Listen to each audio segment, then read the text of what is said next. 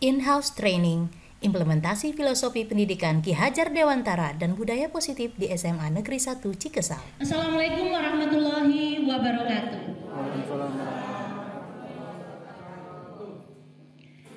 Segala puji bagi Allah yang telah memberikan kesempatan kepada kita dan kesehatan. Alhamdulillah kita bisa berada di sini. Dan tak lupa kita sampaikan salam dan salawat kita kepada junjungan besar kita Nabi Muhammad SAW. Terutama kepada kita juga sebagai pengikutnya sampai akhir zaman. Bismillahirrahmanirrahim. Rabbi shrah li sadri wa yassir li amri wahlul 'uqdatam min lisani yafqahu qawli. Bapak Ibu hebat yang ada di hadapan saya semua, saya mohon izin kali ini saya harus menyampaikan ini tentang salam dan bahagia. Jadi nanti kalau saya bilang salam dan bahagia, Bapak juga jawab. Bapak Ibu ngomong salam dan bahagia, oke? Saya ulang ya. Salam dan bahagia. Salam dan bahagia. Alhamdulillah. Mari kita hadir seutuhnya. Kita sebelum mulai saya mau cek. Tadi luar biasa ya permainan dari Pak. Saya mau cek konsentrasi aja. Mau cek konsentrasi. Contohnya begini Bapak Ibu ya. Kita main pakai jari kita. Kalau saya tunjukkan jempol, Bapak Ibu ngomong saya. Kalau saya tunjuk pakai jari telunjuk, Bapak bilang, Bapak Ibu ngomong kamu. Siapa Bapak ya? Saya, kamu, dia, kita, kalian. Oke, siap ya? Saya cuma nunjukin jari, Bapak Ibu yang ngomong. Siap? Saya, kamu, dia, kita, kalian, kamu, saya, kalian, kamu. Susah ya? Iya. Apalagi yang ini? Iya. Tangan saya yang susah.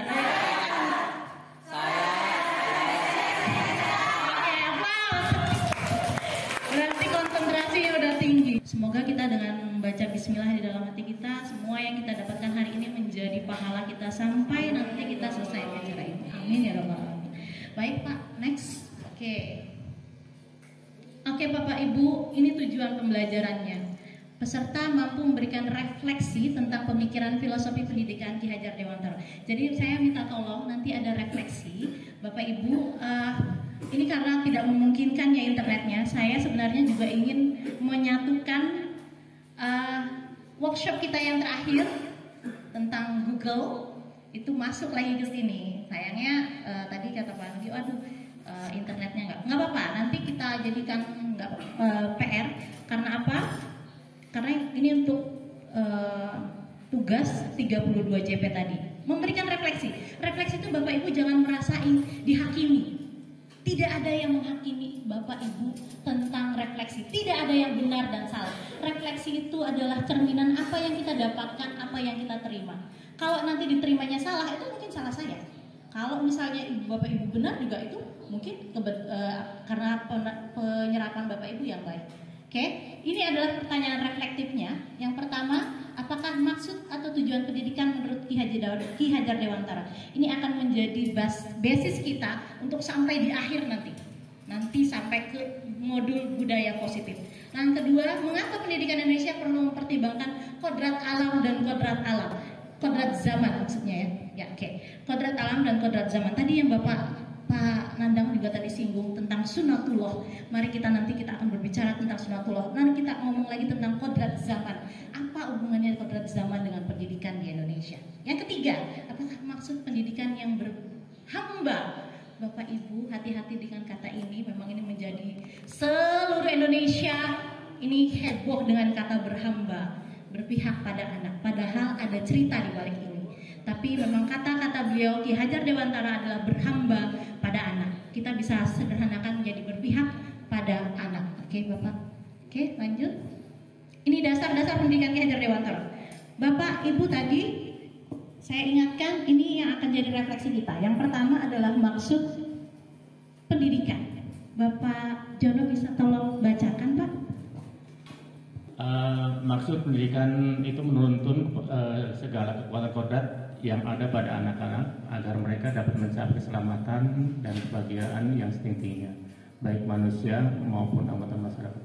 Kemudian Terima kasih Pak Jono, luar biasa. Tepuk tangan dong buat Pak Jononya.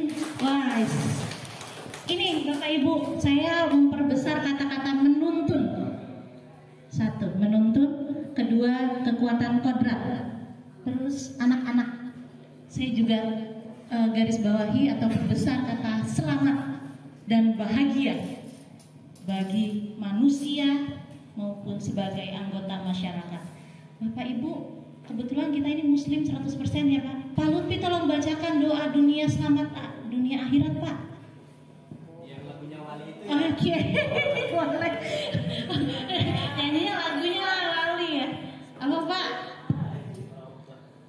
Bismillahirrahmanirrahim. Rabbana atina fid dunya hasanah wa fil akhirati hasanah wa qina adzabannar. Amin. Bapak artinya apa ya Pak?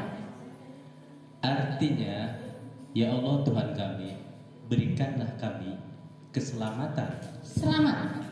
Dan? Keselamatan di dunia dan keselamatan di Akhirat. akhirat. Alhamdulillah. Terima kasih Bapak Ibu. Baik, betapa ternyata nyambung banget kan Pak, selamat dan bahagia dengan doa kita setiap hari kepada Yang Maha Kuasa. Ini yang ingin kita capai, agar dia selamat di dunia dan di akhirat sebenarnya. Tapi kata-katanya Pak Ki Hajar Dewantara dia sambungkan menjadi selamat dan bahagia sebagai manusia dan sebagai anggota masyarakat. Ini dasar pendidikan. Pertama tadi ada kodrat alam dan kodrat zaman. Kodrat anak yang pertama adalah merdeka Bapak Ibu. Merdeka itu seperti apa? Bebas. Oke, bebas itu seperti apa? Sedangkan kita itu mencapai pendidikan itu seperti apa? Pendidikan itu ada disebut dengan merdeka batin kata beliau. Sedangkan pengajaran disebut dengan merdeka lahir. Pengajaran yang kita lakukan itu Bapak Ibu, mengajar matematika, mengajar bahasa Indonesia, mengajar biologi, PPKN, PABP, itu masuk di dalam ruang lingkup pendidikan. Jadi pengajaran itu hanya bagian kecil dari pendidikan itu sendiri. Masih luas. Dan itu tugas kita sebagai pendidik. Yang kita fokus seringnya tentang pengajaran. Gimana cara anak ini bisa nilai 100? Gimana caranya dia lulus nanti USP? Gimana caranya lulus BMPTN? Terus SMB dan lain sebagainya. Itu anehnya malah menjadi fokus kita. Padahal fokus yang harus kita garis besari, kita sebagai pendidik itu lingkaran besar itu pendidikan. Dan yang kedua adalah kodrat anak, yaitu bermain. Itu permainan apa Bapak Ibu? Congklak. Tapi Bapak Ibu sadar nggak kalau congklak itu ada hubungannya sama matematika? Oh ada memang ya. Saya waktu kecil main congklak hitung dulu dari ada berapa ya. Tapi lama jadi saya suka dimarahin. Ngapain hitung? Padahal itu adalah strategi ternyata. Biar nggak mati. Dan yang cerdas itu kadang-kadang dia udah ngitung dari awal. 1, 2, 3. Saya baru tahu segala permainan kartu ya Bapak Ibu ya, kartu biasa itu juga adalah permainan kartu remi, itu adalah permainan hitung ya. Yang saya kalau saya main ngapain pakai strategi sih? Main aja gitu ya.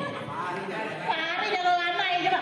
Jadi kan kalau dulu ya waktu di kos-kosan dulu ya masih ya kasih bedak. Wah, nanti karena saya nggak pernah pakai strategi ya nanti muka saya bakalan cemong-cemong.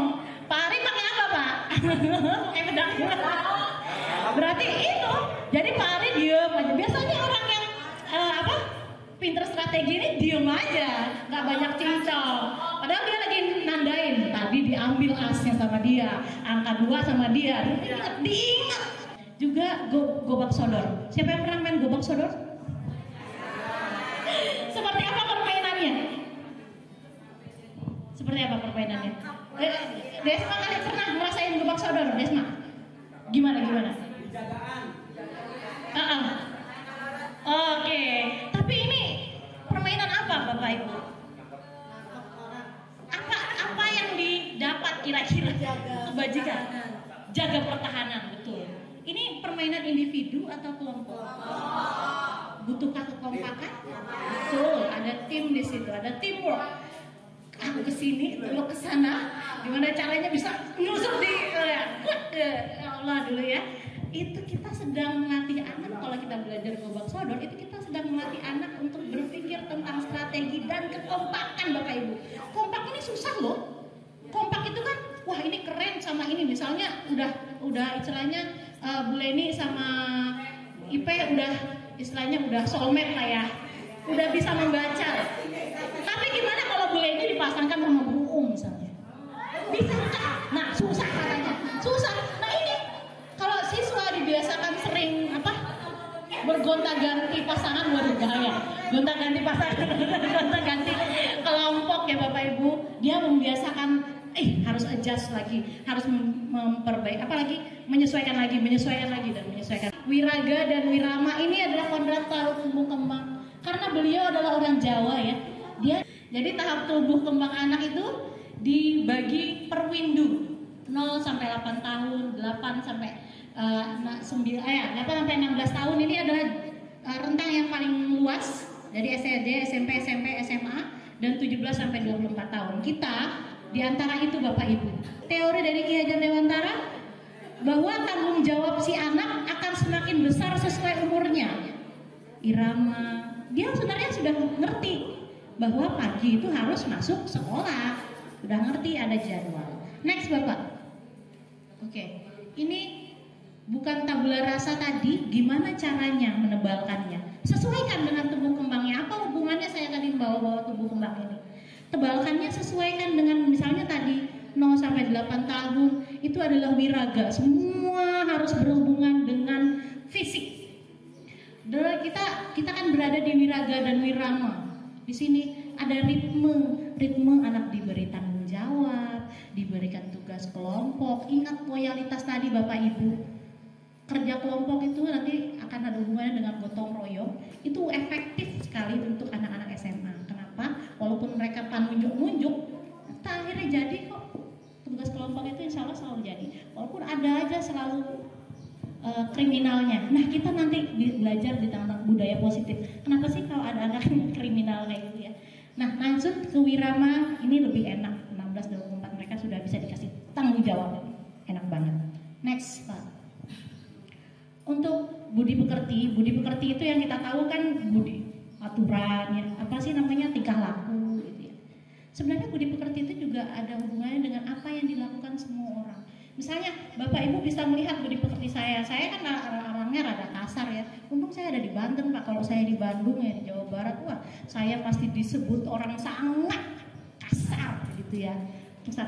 Di sini aja saya udah disebut kasar lagi kalau di Jawa Barat. Ini ada hubungannya dengan budi pekerti. Jadi kalau orang ngomong itu belak-belakan, kenapa nggak halus ngomongnya, pelan-pelan ya? Itu berhubungan kayak Pak Andri, contoh Pak Andri. Pak Andri kalau ngomong kan halus gitu ya. Iya gimana Bu Indah? Ya itu budi pekertinya. Tapi nggak bisa disamakan semua orang harus sama Bapak Ibu. Budi pekertinya harus itu yang bagus itu aja. Ini kan ada hubungan nanti dengan karakter. Kita nanti bicara tentang karakter. Lanjut Bapak Ibu. Nih kalau di luar negeri bayangin Bapak Ibu, gamelan ini ada hubungan dengan budi pekerti ya. Gamelan itu dijadikan alat terapi bagi orang yang kecanduan narkoba Bapak Ibu. Kok kita nggak dipakai ya? Ini di Inggris Bapak Ibu. Jadi sarana narapidana di Inggris. Bahkan kenapa? Karena ketika bermain gamelan itu kita konsentrasi Bapak Ibu dan harus mendengarkan. Orang mendengarkan bong, orang belum bong misalnya, mukul gong yang paling gampang. Gong, gong gitu dong. Tapi kan kalau misalnya gong, wah kamu hancurin semuanya. Ya, selamat Anda menghancurkan kelompok gitu. Ini ada hubungan dengan budi pekerti. Jadi membiasakan menerima orang lain, mengerti. Juga ada ini. Kenapa orang dulu sampai bisa bikin tenunan Bapak Ibu? Itu ada hubungannya dengan budi pekerti. Diajarkan orang tua. Ini harus bersabar loh Bapak Ibu. Bapak Ibu bisa bikin anyaman. Mana anyaman kita tadi? Itu aja beli anak-anak. Kenapa coba? Nah, padahal itu bisa dibuat Tapi mau anak kita lama gitu kan, lama, halah beli wae berapa 10.000 misalnya, mending beli aja. Ini ada hubungan dengan beli pekerti Bapak Ibu. Lanjut lagi Lanjut. Nah kita ini juga diumpamakan adalah seorang petani Bapak Ibu. Siapa yang petani di sini? Wah Pak Irfan mana tadi? Saya ceramah ini ya petani soalnya. Saya mau tanya sama petani, Bapak Ibu ada yang petani di sini? Petani ada nggak? Pernah nanam-nanam suka nanam-nanam? Oh Pak Jono suka? Pak Tariana kan suka nanam-nanam ya Pak Tariana. Kita ini kan diibaratkan pendidik ini adalah seorang petani Pak. Kita ini punya bisa nanam jagung gitu ya, hanya dapat menuntun tumbuhnya katanya. Tidak dapat ini kok jagung ini masih yang salah ya, ini jagung padahal harusnya padi. Gak apa-apa kita pakai jagung. Menuntun tumbuhnya jagung, bisa memperbaiki kondisi tanah, memelihara tanaman jagung, beri pupuk dan air, basmi ulat, gitu kan Pak yang kerjaan penanam itu, ya. Dan mengganggu. Jadi kalau ada yang ganggu kita bersihin. Tapi apakah kita bisa merubah biji jagung tadi? Kalau biji jagungnya jelek, maka kira-kira Pak, kalau tanaman udah jelek dari awal, jelek, Bapak tanam, kira-kira gimana Pak hasilnya? Tidak memuaskan, bukan jelek ya Pak. Bisa bagus, tapi mungkin tidak memuaskan. Tapi bisa bagus Bapak Ibu. Kenapa? Kita telaten, dikasih pupuk luar biasa, pupuk mahal, pupuk apa Bu? Waduh, apa itu Mas Waliris? Astagfirullahaladzim. Iklan lagi ya, oke. 1% endorse. Jadi kalau pupuknya bagus ya Pak ya, tanaman yang bijinya tadi jelek, minimal dia bisa berbuah.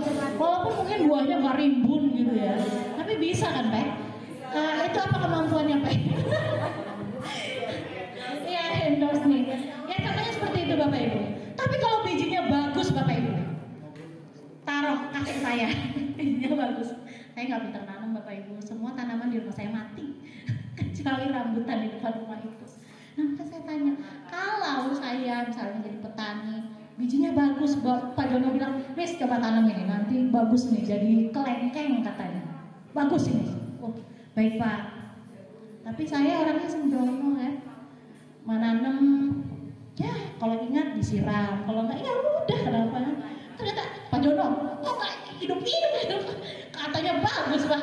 Kira-kira Pak, bakalan bagus kayak ini Pak? Yang saya sembarangan ini tadi. Tergantung yang ngolah ya Pak ya. Nah itu akhirnya kan tangan kita ini adalah pendidik itu, tangan kita ini adalah petani Bapak Ibu. Kalau kita membiarkan anak lihat dia sembarangan, dia tidak biarin, kira-kira Bapak Ibu akan ada perubahan nggak sama dia? Udah bijinya jelek, ya kan? Bijinya jelek, kita nggak open ya, karena bahasa Sunda, bahasa Jawa diopen, nggak open, ya udah, betul nggak? Coba lihat pisang-pisangnya Pak Irfan, pisang-pisang ya, pisang-pisang yang sering dibawa Pak Irfan itu bagus-bagus. Hah? Pisang Pak, pisang muli, saya suka Pak pisang muli Pak. Pisang muli Pak itu bagus. Iya. Nah, nih Pak, tanam yang gini katanya. Coba mau dikirimin Pak Nandang, pengen kirimin yang besar. Karena ini kodrat zaman Bapak. Menuntun itu seperti apa? Kita bicara di pendidikan abad 21. Ternyata ini Ki Hajar Dewantara sudah membuat teorinya. Dia bilang jangan sampai meninggalkan segala kepentingan yang berhubungan dengan kodrat keadaan, baik pada alam maupun zaman. Jadi jangan ketinggalan zaman maksud dia. Kita bisa berkata kalau Ki Hajar Dewantara bilang menuntun. Padahal di abad ke-21 itu adalah 4C. Kreatif, kolaboratif, apalagi critical and komunikatif, iya ya, inovatif juga. dan komunikatif. Jadi bisa berkomunikasi dengan baik. Dan kita disebut sekarang ya Pak Nandang bahasanya well-being. Apa sih well-being itu? Well-being itu kesejahteraan hidup. Bayangkan. Ya itu well-being itu udah tingkatnya ya itu tadi. Karena sudah selamat dan bahagia, cuma mikir enaknya makan ayam atau daging kebo hari ini, nah, gitu kan? Ya misalnya bukan lagi, waduh, buka dompet, aduh, sisa 20.000 ya, melinawan ya, berarti belum sampai ke selamat dan bahagia. Orang well-being akan tenang hidupnya Bapak Ibu. Bukan berarti dia kaya raya ya Bapak Ibu, bukan masalah kaya ya, tapi masalah kesejahteraan. Dia tenang, dia cukup, dia tahu apa yang dia lakukan. Ini well-being. Next Pak. Aduh, saya udah kelewat. Lanjut. Ini Pak, Bapak Ibu mungkin dipoto aja. Ini refleksinya. Tadi sudah ada, jadi tinggal direfleksi. Ini apakah masuk tujuan pendidikan, nanti dikirim ke saya. Tapi lewat Google Docs. Nanti saya mau ini ke Google Docs atau Google Slide. Misalnya. Iya, pokoknya ini ya. Tujuan, maksud dan tujuan pendidikan, mengapa pendidikan mempertimbangkan kodrat alam, kodrat zaman, dan kenapa maksud berpihak pada anak. Minta filenya. Iya, tapi kayaknya saya udah ini khusus slide ini, gitu ya. Yuk, next nanti dikasih kok. Siap. Lanjut. Habis ya gimana nih Pak? Masih berapa slide lagi? Dari 200 slide jadi, nah ini nilai. Kita skip ya Pak ya. Ini tentang break dulu ya, Bapak mau break, oke deh, kita mau tanya jawab dulu berarti gimana simulator ya, siap, silakan. Oke, terima kasih Miss Wina di materi yang pertama tentang filosofi pendidikan Kajadon. Oke, beri tepuk aplaus untuk Miss Wina, ini materi yang sangat luar biasa yang mungkin jadi pengalaman baru buat kita semua ya Bapak Ibu. Demikianlah cuplikan video dari kegiatan in-house training implementasi filosofi pendidikan Ki Hajar Dewantara dan budaya positif di SMA Negeri 1 Cikesal.